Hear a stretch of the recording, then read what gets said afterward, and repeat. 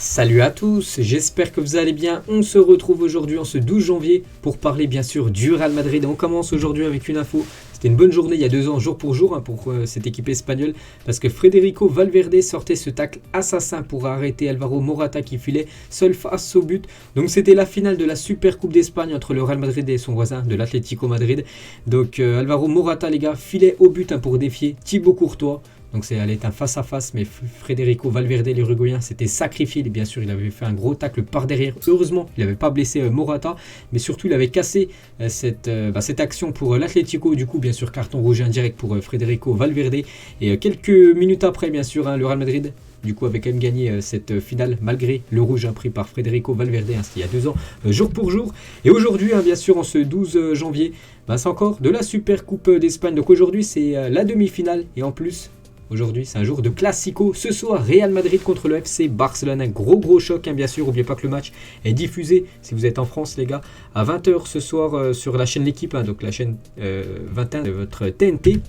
Donc bien sûr on va parler beaucoup du Classico aujourd'hui et les unes des journaux aujourd'hui en Espagne, la une du journal AS, les magiciens d'Orient, un Real Madrid de gala et un Barça limité s'affrontent pour une place en finale de Super Coupe d'Espagne. Et la une du journal Marca, tempête du désert, un Real Madrid en forme cherche à atteindre la finale face au Barça le plus faible ces dernières saisons, bien sûr on sait que c'est un Barça moyen, bien sûr que le Real Madrid va affronter dans quelques heures. Et on peut voir la liste des convoqués pour la Super Coupe d'Espagne, bien sûr côté Real Madrid. Donc quasiment tout le monde est là, à part comme d'habitude un Gareth Bale qui est forfait pour ce match. Sinon quasiment tous les joueurs cadres de l'équipe du Real Madrid sont bien présents, bien sûr, pour cette demi-finale et peut-être la finale dans quelques jours. Bien sûr, c'est le Real Madrid se qualifie, donc la finale ça sera dimanche. Donc un petit selfie de la Super Coupe avec tout l'effectif. On peut voir c'est Marcelo bien sûr qui prend ce selfie avec tout l'effectif du Real Madrid derrière, bien sûr. On l'a actuellement en Arabie Saoudite, vu que cette Super Coupe d'Espagne se joue là-bas. Donc les joueurs du Real Madrid ont complété leur dernier entraînement du stade international du Roi Fahd, donc de Riyad, avant le Classico en Super Coupe d'Espagne. Donc quelques photos de l'entraînement hier soir, bien sûr. Ils se sont familiarisés bien sûr avec cette pelouse, ce terrain, où bien sûr ils évolueront ce soir lors de ce Classico. Donc voilà quelques photos. On peut voir par exemple Toni Kroos, bien sûr, qui sera certainement titulaire, Rodrigo, Carvajal ou même Ferland Mendy. On peut voir Nacho et Carvajal en train de faire 3-0. Pourquoi ils font ça? Parce que hier, les gars, petite info, Carvajal a fêté ses 30 ans hier. Donc c'est pour ça qu'ils ont fait le 3-0, bien sûr, un signe avec les mains. Et quelques déclarations de Carlo Ancelotti hier. Il est en conférence de presse, bien sûr, le coach italien. Il a dit: nous sommes prêts pour la Super Coupe, nous aimerions remporter ce premier titre de la saison. Nous devons jouer de la meilleure façon possible contre un adversaire difficile qui a le même objectif que nous, atteindre bien sûr la finale. N'oubliez pas que ça peut être un trophée très rapide pour le Real Madrid. La Super Coupe, c'est toujours un trophée en l'espace de 2 matchs. Tu peux avoir déjà ton premier trophée de la saison. C'est pour ça que c'est un match très important, bien sûr, pour le Real ce soir. Et quelques autres déclarations d'Ancelotti. Si j'ai peur pour le Classico, tous les matchs me font peur. Celui de Valence par exemple, j'étais très nerveux avant. Je sais parfaitement ce qu'est un Classico. Je serais inquiet si les joueurs pensaient qu'ils sont favoris, mais ce n'est pas le cas. Malgré que pour moi, bien sûr, le Real Madrid est favori ce soir. Il a aussi dit Alaba, c'est très bien adapté, mais je n'avais aucun doute parce que je le connais. Et je sais que c'est un professionnel. C'est vrai que ces dernières années, il a joué en tant que défenseur central, mais avec Militao, ça fonctionne très bien, bien sûr. Voilà, c'est vraiment très correct, l'ancienne charnière centrale du Real, c'était Ramos, Varane, et depuis là, le Real Madrid a trouvé vraiment les successeurs des 2 anciens madrilènes. Et toujours avec Ancelotti, je ne sais pas si Carvajal débutera ce soir. Il est blessé depuis un mois, je peux utiliser Rodrigo pour remplacer, peut-être défenseur droit, ça peut être la surprise d'Ancelotti, Asensio afin d'apporter de la fraîcheur. Donc ce sont les doutes que j'ai, donc voilà ce que dit bien sûr Ancelotti par rapport à ce match ce soir. Et aussi Toni Kroos qui est en conférence de presse avec Ancelotti.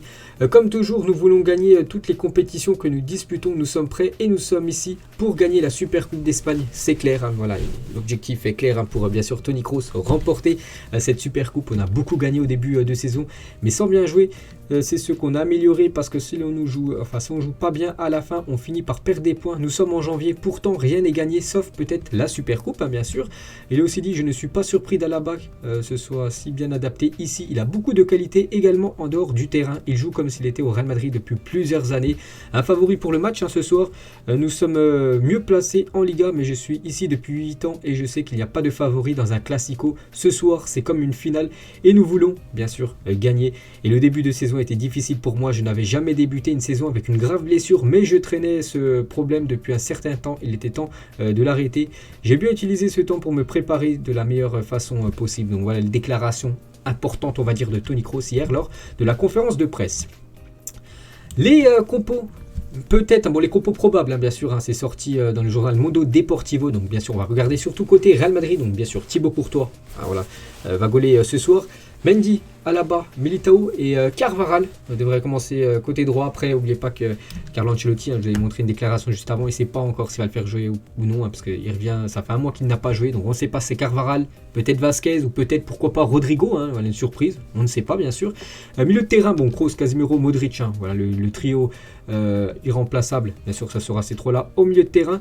Et devant, Asensio devrait commencer à la place d'Eden Hazard en ailier droit, Benzema bien sûr en neuf et Vini Junior côté gauche. On peut voir aussi la compo du FC Barcelone, on parlera plus de cette compo du Barça dans quelques minutes après. Donc voilà la compo pour le Real, bien sûr pour moi c'est le 11 type. Voilà, je vois pas une meilleure compo que ça ce soir.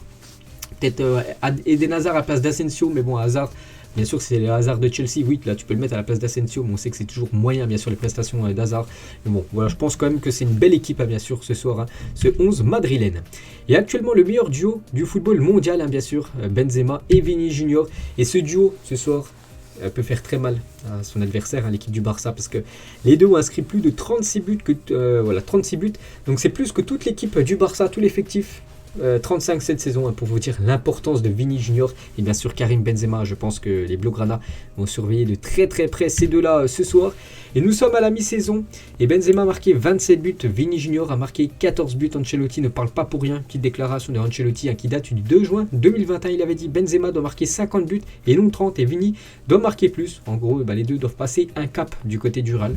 Pour l'instant, ils répondent bien présent parce qu'on sait que Vini a beaucoup plus marqué que les saisons précédentes cette saison. Et Benzema, il ne doit plus marquer 30 buts, maintenant 50, pratiquement au même niveau que Cristiano Ronaldo à l'époque. Et actuellement, Benzema, il a 27 buts et il reste bien sûr encore beaucoup de matchs avant cette fin de saison. Et toujours avec Benzema, donc il a 301 buts. Donc ce soir, je ne sais pas s'il nous met un but ou peut-être un doublé. Donc il se rapprocherait de plus en plus du record d'Alfredo Di Stefano, toujours le troisième meilleur buteur de cette équipe du Real. Di Stefano 308 et Benzema bien sûr 301. Une petite photo des deux coachs ce soir. D'immense respect Ancelotti contre Xavi. Donc Ancelotti avait déjà été dans le passé entraîneur du Real. Il avait joué contre le Barça. Le Barça, où Xavi, bien sûr, était un joueur à l'époque. Donc maintenant, les deux vont s'affronter en tant que coach. Et on revient sur cette compo du Barça, les gars, pour ce soir. Bien sûr, on va parler de l'adversaire. Donc, voilà, c'est un classico. Pour moi, c'est le plus beau match au monde, bien sûr, entre des clubs, bien sûr. Donc, Ter Stegen devrait commencer ce soir titulaire. Côté Blaugrana, Alba, l'anglais, Piqué, Arrojo, il est blessé. Ça peut être vraiment une bonne nouvelle. On sait que c'est pas une bonne nouvelle qu'il soit blessé, mais voilà, ils prennent le risque, quand même, le FC Barcelone, de le mettre titulaire ce soir sur le côté droit parce que Xavi veut absolument bloquer le côté droit. Donc on va dire le côté gauche du Real. Donc le côté gauche bien sûr c'est Vini Junior. Donc ça s'annonce un gros choc. Arrojo, Vini ce soir. Donc milieu de terrain, Nico, Busquets, Gavi. Donc un joueur avec beaucoup d'expérience, un Busquets, Gavi, Nico, deux jeunes joueurs. Bon bien sûr c'est des faux follets, voilà, c'est des jeunes joueurs qui sont en début de carrière. Après est-ce qu'ils vont supporter la pression ce soir d'un classico, d'une demi-finale quand même, d'une grande compétition, parce que la Supercoupe bien sûr ça reste quand même une belle compétition. Donc on verra les gars. Ce milieu de terrain et bien sûr Ousmane Dembélé, il va falloir faire très attention à Dembélé les gars, qui peut à tout moment bien sûr faire mal à son adversaire. Dani Alves de l'autre côté, on connaît très bien sûr Dani Alves, donc c'est plus un défenseur droit, mais d'après les infos, il devrait commencer ailier droit sur Dani Alves. Et un joueur que l'Espagne connaît très bien, le Real Madrid bien sûr connaît très bien, c'est Ferran Torres, c'est un joueur de Valence. Il avait joué du côté de City, il joue avec l'équipe nationale de l'Espagne. Donc Ferran Torres devrait faire ses premiers pas, et bien sûr quand tu fais ton premier match avec ta nouvelle équipe, en plus lors d'un classico.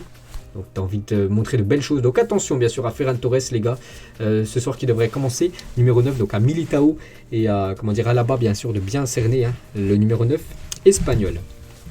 Et Gérard Piqué, bien sûr, qui sera certainement titulaire. Oui, Piqué, bien sûr, il est dans la défense. C'est une petite déclaration à Piqué. Voilà, il a quasiment, je crois, il a toujours joué. Non, pas toujours, mais il a fait une grande partie de sa carrière du côté du FC Barcelone. Bien sûr, tout le temps, quand il peut envoyer un pic au Real, il le fait. Le Real Madrid a une équipe de haut niveau, mais nous pouvons lui faire mal. Bon, après, ça, c'est pas faux, bien sûr. C'est injuste qu'ils aient pris les 3 points au Camp Nou par rapport à ce Barça-Real Madrid lors de la première partie de saison. Désolé. Donc le Real s'est imposé du côté du Camp Nou. Il dit qu'en gros, voilà, c'était un petit peu un hold-up. Voilà, que le Real Madrid s'était imposé du côté du Camp Nou. Donc voilà le petit pic envoyé. La donne a changé depuis. Donc attention, d'après Gérard Piqué, bien sûr, à cette équipe du Barça. On clôture les gars cette page classico. On va parler du reste de l'actu, bien sûr. N'oubliez pas que je ferai certainement un débrief. Ça sera sur ma chaîne principale. Voilà, ce soir les gars. Et bien sûr demain. Je ferai certainement un épisode sur le FC Barcelone et bien sûr on parlera beaucoup de ce match et vendredi voilà, sur bien sûr le Real, bien sûr il y aura beaucoup d'infos sur ce classico, sur le résultat dans les prochains jours. Bref, une année supplémentaire en une du journal AS, c'était la une de hier. Luka Modric va prolonger jusqu'en 2023 sa grande saison et l'adoration du Bernabéu ont plus d'importance pour le Real Madrid que ses 36 ans. Ancelotti l'a déjà inclus dans ses plans pour la saison prochaine, donc c'est imminent les gars, la prolongation d'une saison supplémentaire de Luka Modric du côté du Real Madrid. Si Isco suscite l'intérêt de nombreux clubs, il n'a aucune intention de quitter le Real Madrid cet hiver. Il quittera le club à la fin de son contrat cet été. Et on parle d'une équipe en Italie, l'équipe peut-être de la Fiorentina, les gars, qui serait prêt à accueillir gratuitement le joueur Isco, qui rentre plus dans les plans, bien sûr, de Ancelotti. On pourra peut-être le voir jouer ce soir, quelques minutes, bien sûr, peut-être pas titulaire, mais rentre en cours de jeu. Concernant Valverde, qu'on a parlé tout à l'heure avec son tacle il y a 2 ans jour pour jour. Bref, le Bayern et Liverpool étaient très intéressés pour recruter l'Uruguayen. Le Real n'a pas répondu aux offres car il compte sur Valverde. Pour le futur, il le voit comme un futur cadre, bien sûr c'est un joueur pour l'avenir, un peu comme Camavinga en milieu de terrain. De son côté, Valverde fera tout pour décrocher une place de titulaire. Mais on sait que bien sûr le trio du Real Madrid c'est très compliqué à les bouger à Modric, Kroos et Casemiro. Une petite info concernant ce joueur Majoral, joueur du Real prêté du côté de l'AS Roma. Il en manque de temps de jeu du côté de l'Italie. Donc il va être prêté normalement, il va faire son retour en Liga, il va être prêté du côté de Retafe jusqu'à la fin de la saison. L'opération devrait être officialisée dans les prochaines heures. Donc bien sûr on en reparlera si ça devient officiel. Toujours avec le Real, on peut voir que voilà, le Real Madrid et la Juventus sont à l'affût concernant le dossier Paul Pogba d'après l'équipe. On peut voir aussi que le Paris Saint-Germain bien sûr s'intéresse au milieu français. N'oubliez pas qu'il est en fin de contrat, en fin de saison. Et bien sûr c'est un joueur qui pourrait arriver gratuitement du côté du Real dans quelques mois. Concernant Erling Haaland, bien sûr, on est obligé au moins de parler une fois de Haaland, bien sûr, vu que le Real le veut. Donc même si Manchester City sait que le Real Madrid a l'avantage dans le dossier, les Citizens tenteront tout pour signer le Norvégien. Donc on sait qu'il y a déjà le PSG, il y a déjà le FC Barcelone et même le Bayern qui s'intéresse, ou même Chelsea. Et maintenant un nouveau candidat, bien sûr, pour Haaland. Donc c'est l'équipe de Manchester City. Et bien sûr, il y a aussi le Real dans la paire. Et toujours avec Haaland et pourquoi pas Mbappé. Donc Toni Kroos, il a fait quelques déclarations. Donc tout d'abord sur ces deux-là, je suis au Real Madrid depuis près de 8 ans et j'ai lu tellement de noms de joueurs qui au final ne sont pas venus. Mais le Real Madrid s'efforce toujours d'avoir les meilleurs joueurs et ces deux-là en font partie. Bien sûr, c'est des joueurs pour l'avenir, ces deux-là qui remporteront peut-être plusieurs ballons d'or dans l'avenir. Toujours avec Toni Kroos, j'ai clairement fait savoir que je veux finir ma carrière au Real Madrid. À quelle date exactement? Je ne peux pas encore le dire. Peut-être 2023, peut-être 1 an ou 2 ans plus tard, je ne sais pas. Donc voilà, il le dit, il est clair. Il veut finir sa carrière au Real Madrid. Donc actuellement, il a 32 ans, parce que je vous l'ai dit, il est né le même jour que moi. On est né le 4 janvier 1990. Donc j'ai 32 ans. Il a 32 ans, bien sûr. Et il peut jouer encore, je pense, encore pas mal d'années. Bien sûr, Toni Kroos, tellement qu'il a une hygiène de vie irréprochable, tellement qu'il est important au milieu de terrain du côté du Real. Donc il dit, voilà, fin de contrat 2023, mais il pourrait bien sûr faire plusieurs années supplémentaires du côté du Real, mais il veut finir sa carrière du côté de l'Espagne. Grégory Dupont, ancien préparateur physique du Real Madrid avec Zidane. Donc Zidane, on a souvent l'image d'un joueur talentueux, mais c'est aussi quelqu'un qui travaille dur. C'est un entraîneur très exigeant. Il fait beaucoup travailler les joueurs, cherche toujours à les faire progresser. Il est aussi dit par rapport à Benzema, bien sûr. Avant, c'était lui, son ancien préparateur. Benzema, super professionnel, très rigoureux. Il essaie de tout optimiser. Il travaille dur, il regarde tout. Certains disent qu'ils font confiance à leur talent à un moment donné. Le talent ne suffit plus, bien sûr, pour Karim Benzema. Toujours avec Grégory Dupont, on tient compte de l'effet médiatique à Madrid. Ce que je dis à un joueur à l'entraînement peut être dans la presse. On est d'accord avec un joueur qui doit travailler sur son accélération le lendemain. C'est dans la presse. C'est inquiétant, bien sûr, vu qu'il y a beaucoup de fuites maintenant dans les clubs. Et surtout la presse. Voilà, bien sûr, ça fait marcher les journaux, surtout en Espagne, bien sûr. Voilà, les journaux espagnols adorent ces anecdotes. Et toujours avec Dupont, j'ai reçu des menaces à Madrid si je ne donnais pas d'informations, on transmettait des choses sur moi. Quand il y avait des blessures, tout était de ma faute. Ils m'ont même déformé les résultats en mettant les joueurs positifs au Covid parmi les blessés. Donc voilà, quelques déclarations bien sûr de l'ancien préparateur physique de Zinedine Zidane. Et David Bettoni, adjoint de Zizou à l'époque, En 2016, Pérez a appelé Zizou pour voir s'il voulait prendre en main l'équipe, puis il m'a appelé et il a dit « Et si on y allait ?» Je lui ai dit que c'était sa décision, je crois en toi en tant que coach du Real Madrid et je te soutiendrai. C'est pour ça que bien sûr les deux se sont déjà mis d'accord. Est-ce qu'on va du côté du Real ? Donc Bettoni a dit oui, vas-y on y va. Et Zidane bien sûr a répondu à Pérez, on arrive. Du côté du Real, ça a été plutôt prolifique, bien sûr avec toutes ces Ligues des Champions remportées. Toujours avec Bettoni, Zidane est un maître en gestion de groupe. Une chose a attiré mon attention, le leadership des capitaines Cristiano, Sergio Ramos, Marcelo et Pepe se sont connectés avec l'entraîneur pour donner rapidement au groupe une énergie positive. Bien sûr, ces 4 joueurs qui ont été très importants quand le Real Madrid survolait le football européen avec Ligue des Champions sur Ligue des Champions. Toujours avec Bettoni, Zidane a commencé à recevoir des critiques très dures de la presse lors de la saison 2017-2018 qui ont peut-être une influence sur sa décision de quitter le Real Madrid. L'équipe manquait de fraîcheur mentale. C'est que, un peu comme tous les autres entraîneurs, quand les résultats ne sont pas là, c'est souvent l'entraîneur qui se fait critiquer énormément. Zidane, les gars, il n'y a pas eu ça a été la même chose, on va dire, que les autres entraîneurs. Et toujours avec Bettoni, la pression était plus forte que jamais lors de notre 3e finale de Ligue des Champions consécutive en raison de notre mauvaise saison en Liga et en Coupe du Roi. Nous savions que nous devions gagner et nous l'avons fait. Bien sûr, c'était du côté de Kiev. Je crois que c'était du côté contre l'équipe de Liverpool, cette 3e Ligue des Champions remportée d'affilée, bien sûr, par le Real. C'est quand même incroyable. Ce qu'a réussi à faire cette équipe du Real Madrid. Et Bettoni, la veille du match retour contre Wolfsburg, il y a pas mal d'années, Cristiano m'a dit demain je vais marquer 3 buts. Je lui ai dit toi seul peux le faire et il a tenu sa promesse, il a marqué les 3 buts, on s'est qualifié pour le tour suivant. N'oubliez pas que Wolfsburg au match aller s'était imposé 2-0 contre le Real Madrid. C'était lors d'un match aller retour Ligue des Champions et au match retour bien sûr c'était au Bernabéu. Ronaldo les gars avait été super bon les gars, donc le Real avait gagné 3-0, 3 buts de Cristiano Ronaldo et bien sûr le Real avait été passé au tour suivant. Toujours avec CR7, donc même s'il joue plus du côté de Manchester, ça reste une légende totale du côté... Même s'il joue plus du côté du Real, maintenant il joue du côté de Manchester, ça reste une légende totale du côté du Real. Il y a 7 ans, jour pour jour, CR7 remportait son 3e ballon d'or devant Messi et Neuer, 3e. Un selfie de vainqueur, bien sûr, regardez ces légendes du Real Madrid, bien sûr, on peut voir Ronaldo, Sergio Ramos ou même James Rodriguez, qui était un joueur très important à l'époque du côté de Madrid. Et toujours avec Ronaldo et Neuer, donc il est le joueur qui a inscrit le plus de buts, 10 face à Manuel Neuer, alors qu'il ne joue même pas en Bundesliga, mais souvent le Real affrontait l'équipe du Bayern, et souvent Ronaldo marquait beaucoup de buts contre le portier allemand. Cette photo aussi des anciens coéquipiers de Cristiano Ronaldo, Di Maria, Higuaín, Ozil et Karim Benzema. Ici, on parle de ces 4-là, plus Cristiano Ronaldo lors de la saison 2011-2012. Regardez ces stats complètement folles. Donc déjà, CR7, 60 buts en 2011-2012, c'est incroyable.